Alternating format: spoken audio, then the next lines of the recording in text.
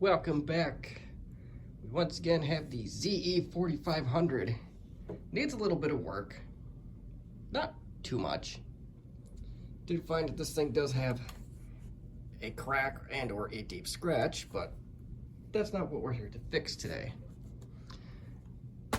Of course, it doesn't keep time. So, that's CMOS battery. Simple enough. Yeah, not so much. And I will show you one of two of the dick moves that HP pulled on this. Now, had they made one of these doors, this door in particular, just a couple inch, maybe even an inch longer this way, this is a much easier repair. Your CMOS battery is right between this door and the reset button. There's no way to get to it unless this machine comes totally apart. So that's what we're gonna do today. We're gonna take this sucker completely apart and get the CMOS battery out of here and replaced. And I'll show you the other dick move involving that once we get that far.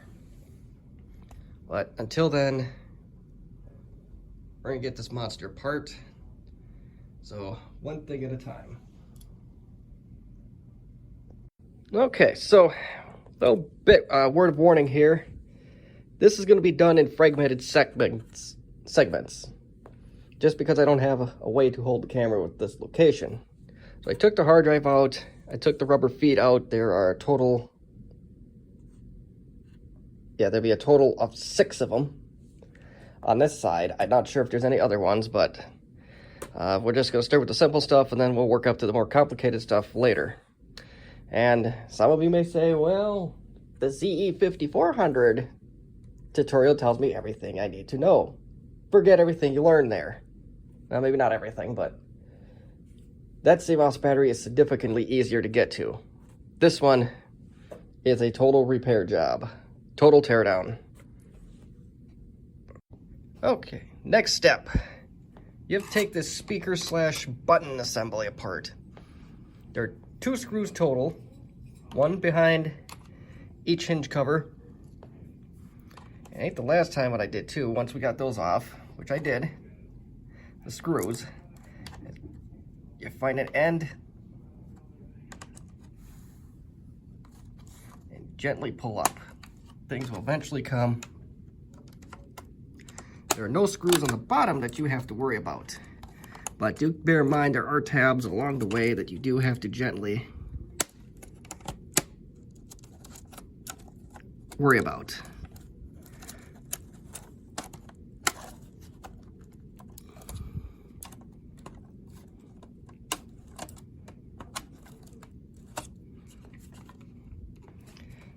So just work along the edges slowly until you get this out. Keyboard is next. 1, 2, 3, 4 screws total. Once that's off, fortunately it's a self-explanatory component.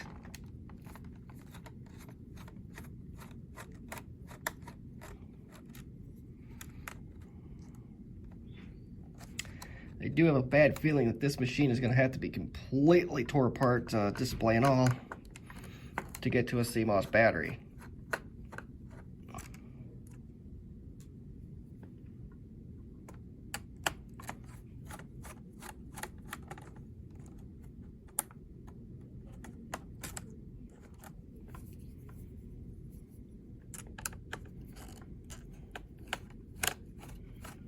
So there's this keyboard is now largely detached from the system. And there's a ribbon cable that you have to worry about. Oh, come on.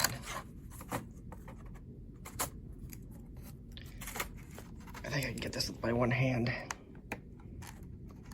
There you go. Keyboard is now out. Now we continue on to our next part of the video, which I don't exactly know what that is going to be yet, but we will figure that out when we get that far. My guess is that there are at least 4 screws here. These 4 will have to come out, so. But that is holding the top base in. So let's get that done right away. Okay, so one thing I didn't do is I did get the ribbon cable off for the trackpad. Got that offline. The next thing we're going to work on are the speakers slash this board assembly. And maybe even the Wi-Fi antennas. There are a total of 6 screws if you include the antennas. I think, yeah, 1, 2, 3, 4, 5, 6. Oh, there are actually 7. That's an odd number, but we'll get all that stuff off and then we'll go from there. All right, I couldn't quite get the speaker board detached. Oh, actually, I could. Actually, I could.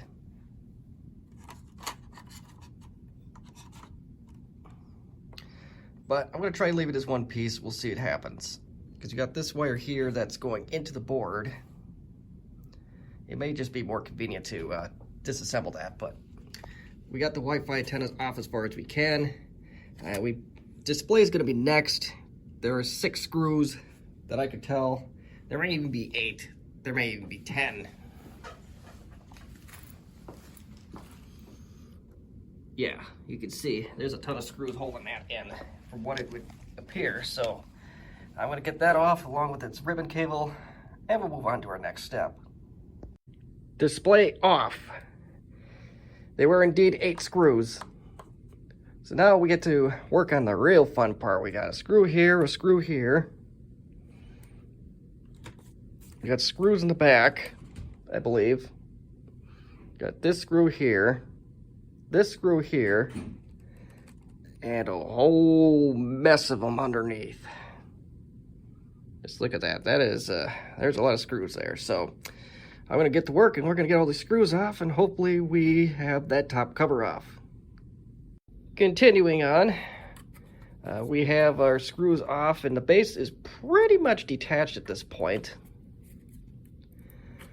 So I am going to, oh, do we have 2 screws? No, that comes off. Okay, so we are going to carefully remove this. I may have to do something over here.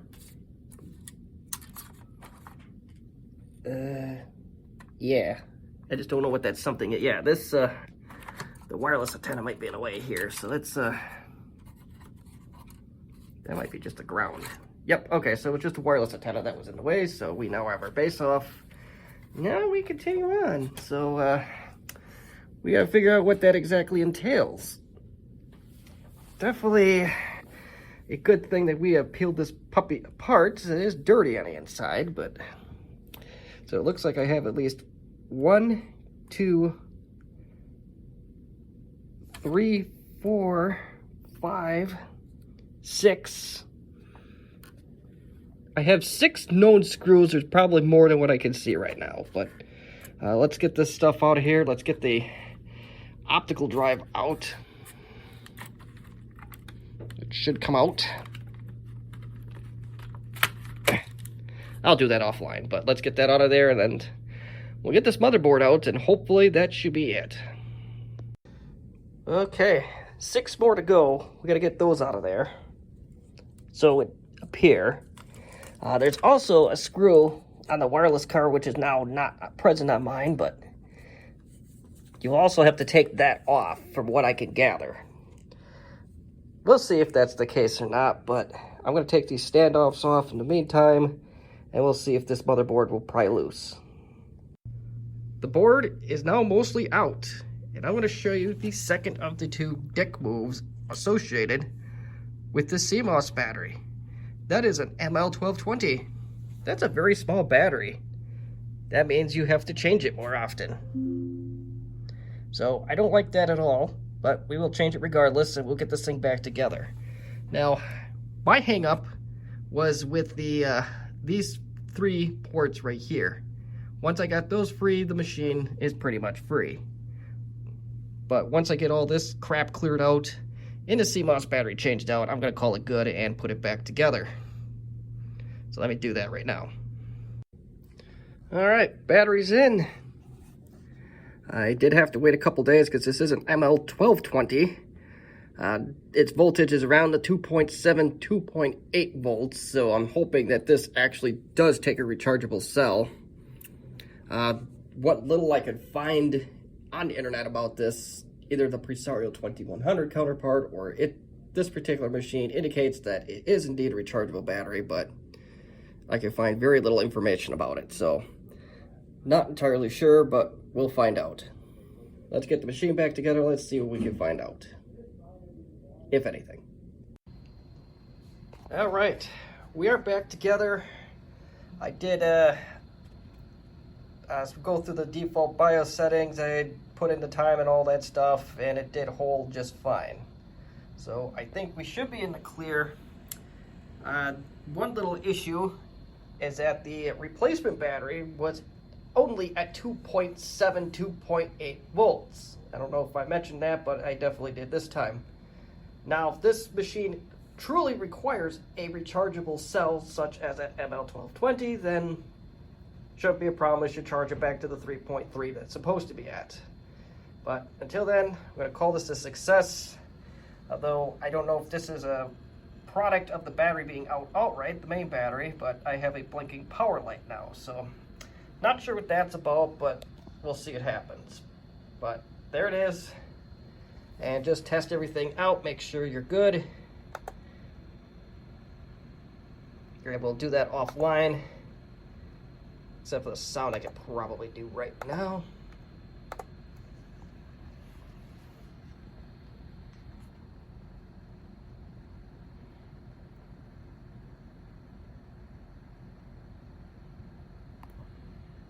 Yeah, taller order than expected.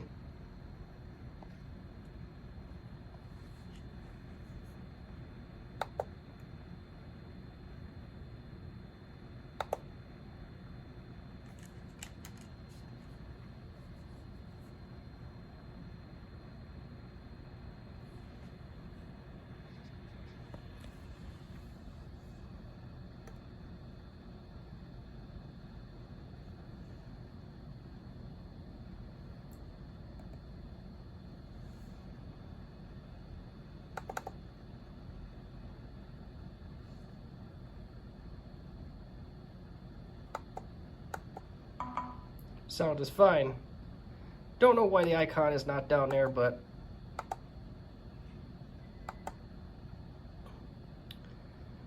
regardless, we do have sound. Our buttons work. Not that these buttons do much of anything, but I'm sure you could probably change those, what they do. So yeah, that's what we got here.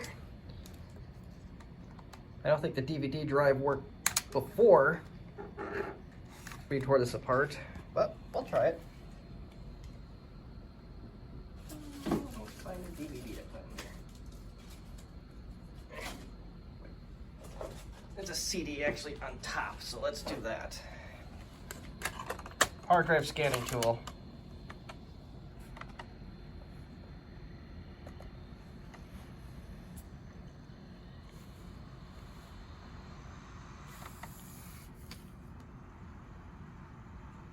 Okay, so we do have a CD drive. Well, that's going to be it for now. A lot more long-winded than I thought it was going to be. But if you have any questions or comments or constructive criticism, as always, you may leave them in the comment section as you so wish. And again, thank you for watching. Have a good one.